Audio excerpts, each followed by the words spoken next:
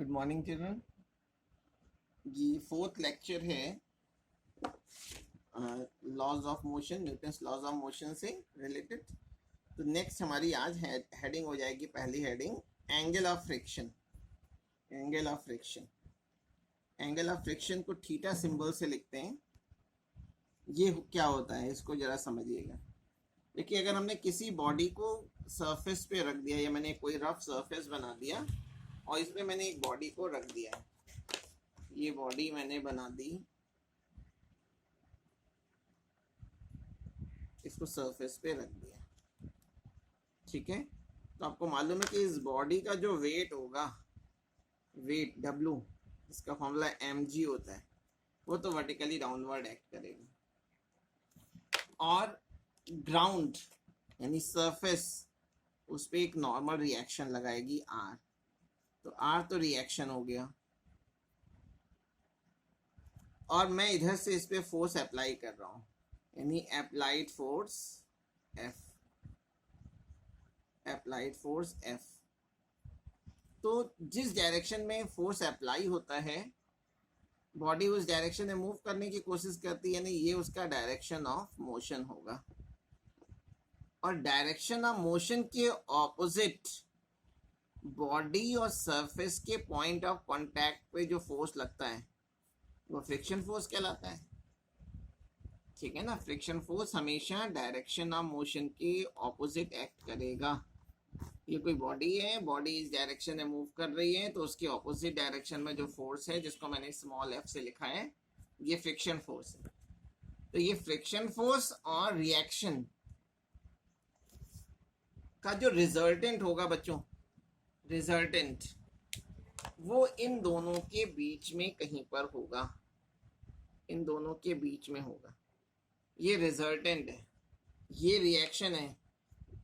Resultant को मैं S से लिख दे रहा हूं, ये रिजल्टेंट फोर्स होगा।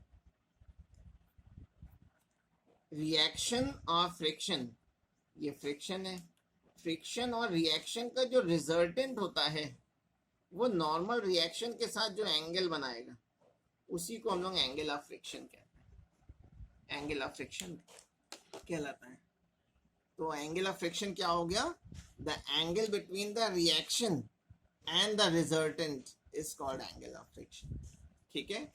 तो जब किसी बॉडी को रफ सरफेस पे रख देते हैं, when a body is placed on a rough surface, when a body is placed on a rough surface,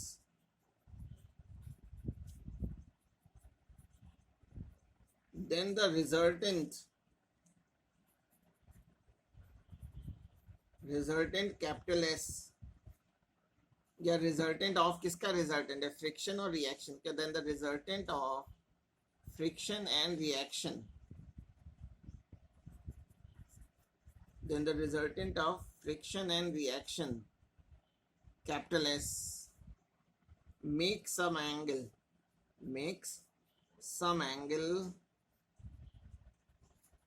with the reaction, make some angle with the reaction capital R. This angle is called angle of friction, angle of friction, ठीक है। Angle of friction को हम लोग theta symbol से लिखते हैं, theta.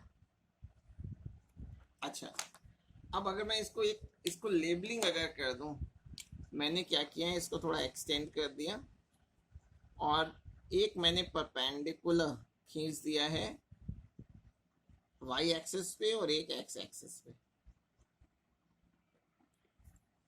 इसको मैं लेबलिंग कर ले रहा हूँ, इसको O पॉइंट कह दे रहा हूँ, इसको A कह दे रहा हूँ, इस पॉइंट को B कह दे रहा हूँ, इसको C। तो ये जो ट्राइंगल बन रहा है OAB, आप देख सकते हैं कि इन ट्राइंगल OAB, AB की डायरेक्शन में जो फोर्स लग रहा है वो ये लग रहा है फ्रिक्शन फोर्स, और OA की डायरेक्शन में लग रहा है रिएक्शन। तो अगर मैं इस ट्राइंगल में ट्रिग्नोमेट्री लगा लूं, यानी tan थीटा की अगर मैं वैल्यू निकालूं, तो tan थीटा हो जाएगा AB upon OA, AB upon OA, और AB की डायरेक्शन में है स्मॉल f, ए बी की डायरेक्शन में जो फोर्स लग रहा है वो स्मॉल एफ लग रहा है, और ओ ए की डायरेक्शन में है आर, ठीक है। और एफ का फॉर्मूला हम लोग जानते हैं, since F is equal to होता है म्यू आर, स्टैटिक फ्रिक्शन और काइनेटिक फ्रिक्शन दोनों में ये फॉर्मूला देखा है। तो मैं एफ की अगर वैल्यू पुट कर दूं, पुट एफ इन इक्वेशन 1, तो tan theta is equal to आ जाएगा म्यू आर अपॉन आर, ये आर से आर कैंसिल, तो म्यू की वैल्यू आ गई, mu is equal to tan theta, ठीक है। म्यू को क्या बोलते हैं, coefficient of friction, coefficient of friction. तो आपको नजर आ रहा है कि कोफिशिएंट ऑफ फ्रिक्शन जो होता है वो थीटा एंगल ऑफ फ्रिक्शन उसके tan के इक्वल होता है। तो coefficient of friction is equal to the tan of, tan को टेंजेंट भी बोलते हैं, is equal to the tangent of angle of friction, angle of friction.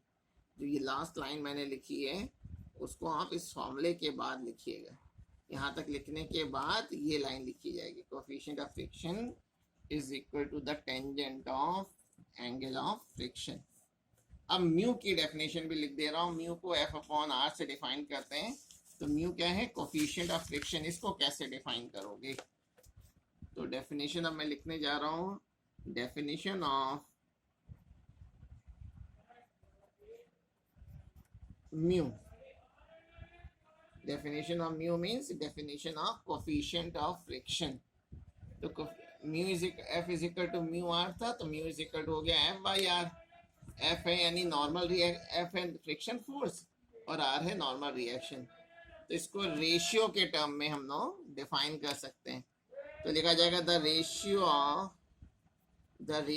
Of friction force, the ratio of friction force F to the normal reaction, capital R, to the normal reaction capital R is called coefficient of friction, is called coefficient of friction for that surface, for a surface, ठीक है। और mu का जो formula हो जाएगा वो F by are, और एक फॉर्मूला tan थीटा भी देखा हुआ है। ये याद रखेंगे कि जो म्यू की वैल्यू होती है in case of smooth surface, अगर सरफेस स्मूथ है, in case of smooth surface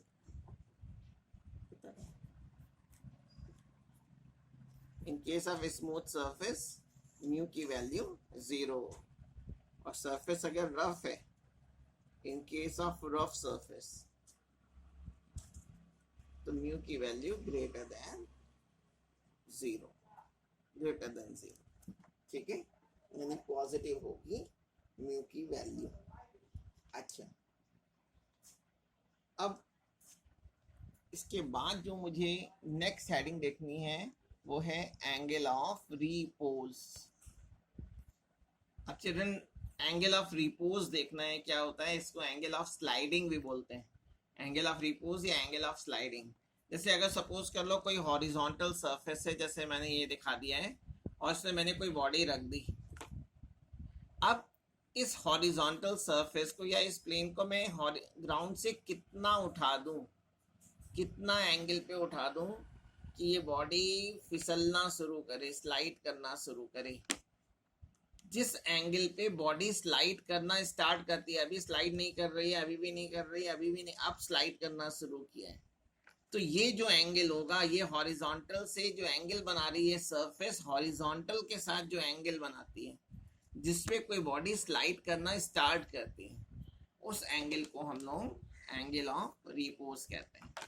यानी किसी हॉरिजॉन्टल सरफेस, किसी प्लेन का हॉरिजॉन्टल से वो मिनिमम एंगल जिस पे बॉडी स्लाइड करना स्टार्ट करती है उसको हम एंगल ऑफ रिपोज बोलते हैं। तो that minimum angle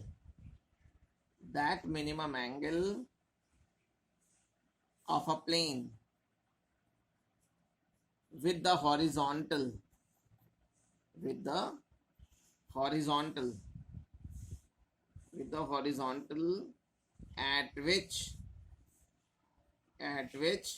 body just begins to slide down, just begins to slide down,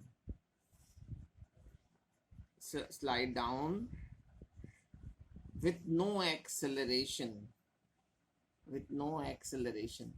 acceleration नहीं है तो आप ये भी कह सकते हैं विथ कांस्टेंट वेलोसिटी, यानी वेलोसिटी कांस्टेंट होगी, यूनिफॉर्म होगी.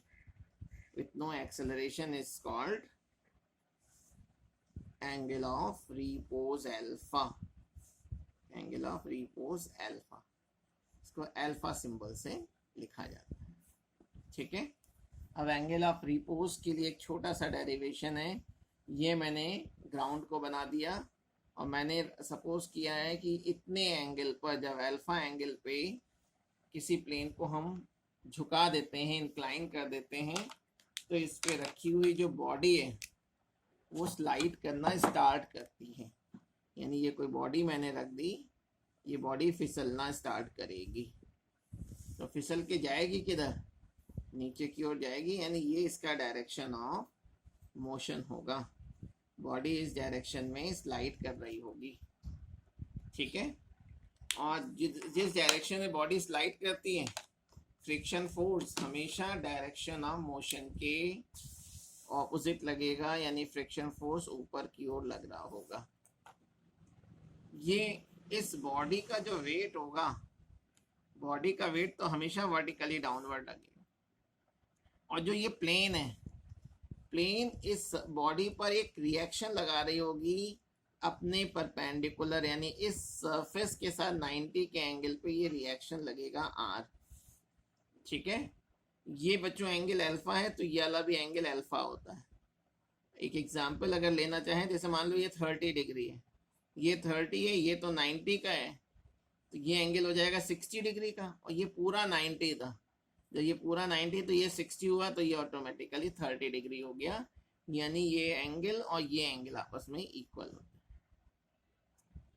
अब मैं mg को रिजॉल्व कर रहा हूँ. जिसके साथ एंगल बनाएगा, हमेशा जिसके साथ एंगल बनेगा उधर की ओर के कंपोनेंट को कॉस लिख देते हैं, mg कॉस अल्फा. और कॉस के परपेंडिकुलर दूसरा कंपोनेंट होता है, वो साइन के फॉर्म में होता है.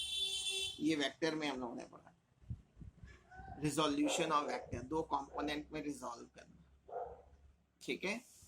तो अगर ये बॉडी इक्विलिब्रियम में, बॉडी अगर इक्विलिब्रियम में बच्चों, तो एक डायरेक्शन में लगने वाले फोर्स इक्वल होंगे ऑपोजिट डायरेक्शन में लगने वाले फोर्स के. तो अगर मैं इक्विलिब्रियम में बात करूं, तो at equilibrium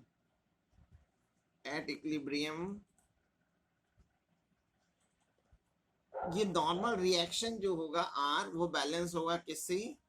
mg cos alpha से. यानी mg cos अल्फा की जो वैल्यू होगी वो r के इक्वल होगी, नॉर्मल रिएक्शन के इक्वल होगी.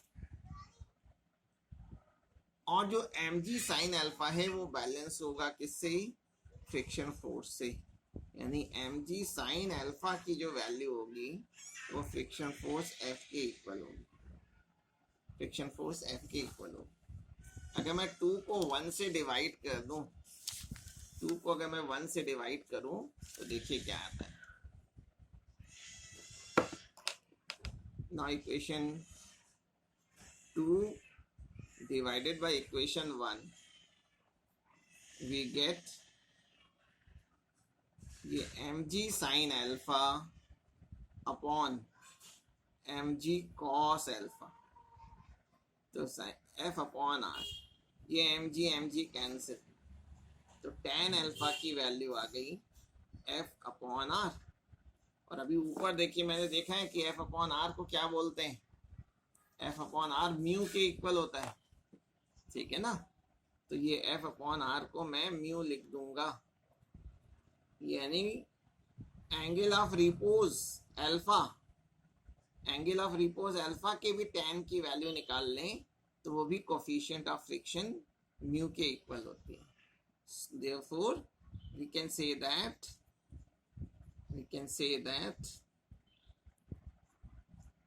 tan of angle of repose is equal to the coefficient of friction mu. तो इन दोनों से अब अल्फा और थीटा में क्या रिलेशन हो गया, म्यू का फॉर्मूला भी tan थीटा होता है और म्यू का फॉर्मूला tan अल्फा भी हो गया। तो यहां से हम नोट में लिख सकते हैं कि अगर मुझे रिलेशन बताना है कि क्या रिलेशन है between angle of friction theta and angle of repose alpha, angle of friction theta and angle of repose alpha, तो सिंस म्यू का फॉर्मूला tan थीटा होता है लेकिन म्यू का फॉर्मूला tan अल्फा भी होता है, अभी प्रूफ किया है और ये देखिए ऊपर भी किया था। तो इन दोनों से हम कह सकते हैं कि from 1 and 2 tan theta is equal to हो गया tan अल्फा।